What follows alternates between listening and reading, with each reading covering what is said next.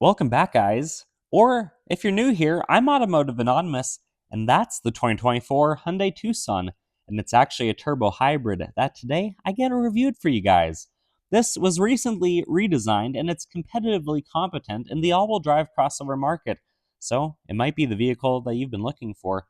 But you can expect to see a walk around, all the specs, initial driving impressions, 0 to 60 on GPS, and then my final thoughts to help you decide what do you do with the Hyundai Tucson? And big thanks to Twin Falls Subaru for letting me borrow this slightly used one for the day. I'll link it below if you're interested. Otherwise, let's dive right in with this review. If you're new to Hyundai, or you're new to the Tucson model, there's a lot that you need to know. First of all, the Tucson has been out since 2005. That was its very first production year. Since then, over 7 million have been sold globally, so it's a pretty popular vehicle, even selling well over 100,000 every single year in the United States, which it's becoming more and more popular. It shares the same platform, the N3 platform, that the Santa Cruz, which is the mini truck, or the Kia Sportage both ride on, although there are a shorter and a longer wheelbase depending on which part of the global market you're in. But if you're new to Hyundai, yeah, they're actually a pretty substantial company these days. For the last few years, they've been between the third and the fifth largest automaker by volume, following behind the giants like Volkswagen and Toyota. But the Tucson is pretty popular, as we know with its sales numbers. There's a lot of variations you could have between a non-hybrid version with a regular engine, a hybrid, or a plug-in hybrid. So if you're looking at the non-hybrid, that starts at about $27,000, or about $32,000 for the hybrid. This specifically is the SEL Convenience, which means it's going to start at about $35,000 before destination, and then the extra options or goodies that you want to spec it with. This is the fourth generation of the Tucson that started in 2022, and it's been a pretty popular model ever since. They are a top safety pick plus. They have a lot of standard safety features like all the LED lighting, the parking sensors, blind spot monitoring, remote start, park assist, adaptive cruise control, you name it. I'll talk about the engine in depth in just a few minutes when we get to that part of the walk around, but you should know the other specs. This is basically 15 feet long, 6 feet wide, and about 5.5 feet tall, which is pretty average for this type of crossover. It has a 9-foot wheelbase. They weigh between 3,300 and 3,700 pounds, depending on how many batteries and electric motors it has, basically. The payload capacity is a little bit over 900 pounds, which is pretty average for the class. This one has a hitch and can tow about 2,000 pounds. And then it has 8.3 inches of ground clearance, which is not class leading, but is better than most other competitors, a 332 final drive ratio, and it can do a full circle in just under 39 feet. And before we go any further, if you guys are liking Hyundai as a company, the Tucson as a model, or my video, please consider liking my video if you haven't already. That small act of kindness really goes a long way, and I appreciate it. Thank you, guys. The last things to mention here is the gas door is located on the driver's side, which I find to be convenient. Even more so when the vehicle's locked, so is the gas door. So no one's going to be siphoning your gas. But when you unlock the vehicle, it's easy to pop open the gas door. It's a 13.7 gallon tank. This one's rated at around 37 city and highway, being the hybrid, meaning your max road trip and range is still a pretty respectable about 500 miles, even though it has a smaller gas tank. You're just not going to be spending as much on fuel. And then the wheels are 235, 55, 19. But this one, specifically being slightly used anyways, does not have a spare tire. And then on the remote you have lock, unlock, power liftgate, panic button, and remote start.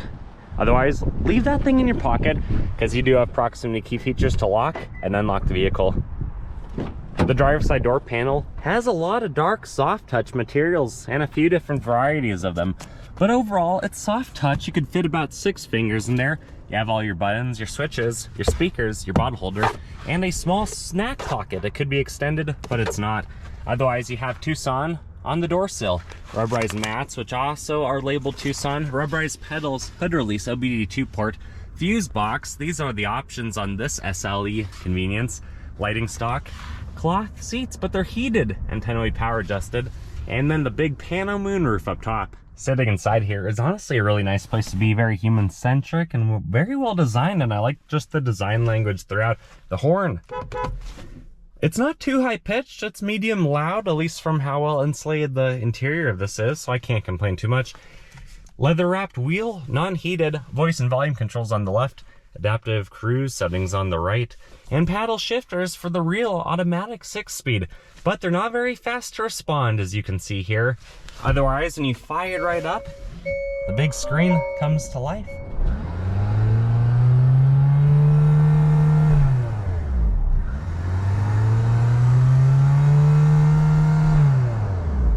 And it beeps at you, letting you know that it's happy, that it's electrified. That's what those beeps sound like to me. But you have quite a few options. I'm not the biggest fan of this specific screen, but it does the job. I don't also like the electronic buttons versus having physical knobs and controls, but that's kind of where vehicles are going these days. And then you have some USBs, a 12-volt wireless charger right there, and just a nice sized storage pocket.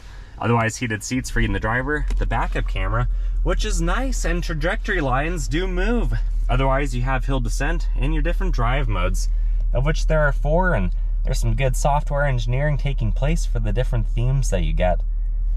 Otherwise, you can lock it in all-wheel drive, which I have it there, but I'll unlock it now. I don't like these buttons. Also, if you had it in, say, drive, and you open the door, it'll go into park automatically, which that is a good thing. Otherwise, electronic parking brake, auto vehicle hold, cup holders, and then a little button to slightly pop open your center console, which is actually pretty well sized. Otherwise, ventilation, hazards, auto dimming mirrors on certain trim levels, garage door openers, blind spot monitoring, more vents, and then the controls for the power moonroof up top, which it looks fantastic. And even on a cold 30-degree day, it's nice to get some fresh air. Otherwise, you have some LED lighting here. This slides, no lighting unless you physically turn it on from above, and it does slide out, which is nice. But you know what, guys, let's turn it off and let's hop in the back. The rear door panel follows all the same theme and design language, including a small, basically one bottle-sized bottle holder down there. Tucson on the door sill, and a little bit of grip in case you have to step up to the roof rails up top. And otherwise, pretty comfortable cloth seats. You do have to pull this lever down here rather than a tab or a knob up there to drop them. You can get a few degrees of recline, which I do appreciate. And at 5'11", sitting behind my driving position, I have that much room in front of my knees without the seats reclined. And overall, it's not too bad. It's not a flat floor like a real EV would be. But you do have vents, some plugins, and a place to rest your arm. Although when you have the seats up like this, a little bit more upright rather than reclined, it is a kind of awkward position to have that armrest. And then if you were to have this open all the way, you'd get a lot of natural light in here, and thankfully it is tinted from the factory. The back of the Tucson, I actually think looks really nice, and there's about 4 ways to open it. You can either push the button that's underneath by the handle. You can push the button that's on the dashboard. Climb through the second row, or just do the laziest of all and use the remote. It opens pretty quietly. And then back here, you have about 38 cubic feet of room and the seats are up. But if you decide to drop them, you have up to about 75, and the floor lay is almost flat. What's nice is you can actually adjust this tray, so you have a lot more room down here to store stuff. But what you don't have, again, is a spare tire. So you could hide some stuff down here. You just can't fit a full tire unless you have it in the regular part of the cargo bay. And then no option to lower and lock. You can only lower it from here. There's nothing that's necessarily new on the rear passenger side. You still have a map pocket. This is the 60 split, and it's just as easy to lift and lower as the driver's side. If you're fortunate enough to ride shotgun, you do have the proximity key features again to lock and unlock the vehicle, which is nice, but they don't always work as fast as you'd wish they could. Otherwise, the door panel looks really good. All the same theme, just a few fewer buttons than the driver would get. Tucson on the door sill, no powered seat for my backpack. Thankfully, it is still heated. It still has transmission tunnel storage and a non-locking glove box that has an LED light up there, but there's no 12 volts or anything. There's just enough room for the basics and a little bit more. Otherwise, guys, let's come around to the front. I'll pop the hood and I'll show you what the turbo 4-cylinder hybrid powertrain looks like. Under the hood is a peak 226 horse, 258 foot-pound-feet of the twisty stuff out of the turbo 1.6 liter 4-cylinder with the 44 kilowatt-hour hybrid motor. So the hybrid motor, that 44 kilowatts, is actually 59 horsepower, but the way it peaks, the way it all works together, it maxes at about 226 horsepower. And I will say, for that figure, this actually feels quite stout. It feels like it has a lot of low end torque because of the turbo up high and the electric motor down low that's not affected by air density and air quality. This is actually pretty stout. You can see all of your reservoirs are right up top, easy to identify, easy to get to, all of the electronic battery orange components. But because it is a front wheel drive biased all-wheel drive system and it is a transversely mounted engine, there's not a lot of room in certain areas. So I could imagine certain maintenance items might be a little bit of a chore to get to. Other areas there is a little bit of abundance of room, so it's just going to depend on what's going on. But this is a pretty good engine. It's packaged pretty well and it drives very well. For 226 peak horse, it actually feels pretty stout on the road. With all the electric torque down low and the turbo torque up high, I'm actually pretty impressed with this. So let's drop the hood, take it for a drive.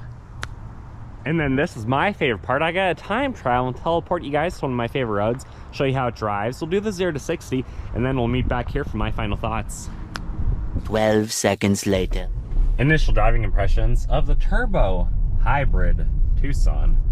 So overall, it's actually really nice and I like this a lot for being a crossover. Visibility is pretty good, but kind of interesting. The windshield height really is not that high. In reality, that's maybe a foot of height, although it's obviously a lot longer than that. The windows aren't huge either. They're more like Mazda-sized windows, a little bit smaller, not quite as tall either, compared to something like the Forester that extends a few inches lower. Probably the equivalent of about there.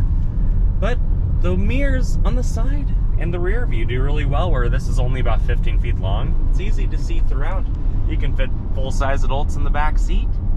These cloth seats are pretty comfortable. My backpack doesn't seem to mind them. And then ergonomically, everything is really well placed and really well designed. The South Koreans did a great job designing this, for at least for someone that's 5'11". I really can't complain. The brakes, I think, work pretty well too. I'm gonna give it maybe a third of a pedal right here. Yeah, and it slows you down. It doesn't feel like it nosedives when you're going slow, say 20 miles an hour, and there's deer and animals in this part of the country. If they pop out of you, how can you change directions? It does turn in pretty quick, but it's a CUV, it's front wheel drive biased. It's not gonna handle like a sports car. And when you get up to speed, I had to do a little bit of a downshift. The turbo kicks in much more noticeably in the upper RPMs, but the little electric motor that on its own would provide just over 50 horsepower is actually pretty impressive. Things like this, or the hybrid RAV4, really do a good job of giving you a little bit more low-end torque, and it's not affected by density altitude like we are here, where we're high in the mountains, or at least a high desert plain. So honestly, guys, I think this is a really nice vehicle. Does a pretty good job overall. Speaker quality could be a little bit better, but for, you know, $35,000 MSRP, you get a lot of stuff. And I especially like the fact that you can lock it in to all-wheel drive. So it seems to be the H-Track system is a little bit better than some of the other front-wheel drive bias systems on the market. Not as good as a Subaru, but more than most people need, especially if you have a good set of rubber tires on your wheels, since the point of contact is one of the most important things. The engine start-stop is also very seamless in this. Look at the RPM. It's not abrupt, the vehicle doesn't shake. The system does a pretty good job. But let's get to the 0 to 60, and then we'll meet back for my final thoughts. 0 to 60, density altitude's 2,800 feet, so the turbo engine may be down on power up to 5%. Traction's off, sport mode is on, brake rev, non-existent. Let's go.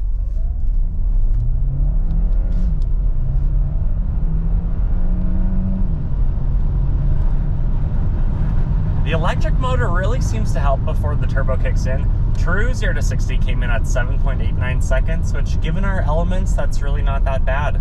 here's the graph and my final thoughts. My final thoughts of the current generation Hyundai Tucson hybrid with the turbo is I honestly like it a lot more than I thought I was going to. I've driven most of the CVs at this point, the RAV4, the Mazda CX-5, the Foresters, the Outbacks, the Chevy Equinoxes, things like that. And this is actually pretty stout. For only having 226 peak horsepower, it actually feels a lot punchier, a lot sportier than a lot of those other vehicles.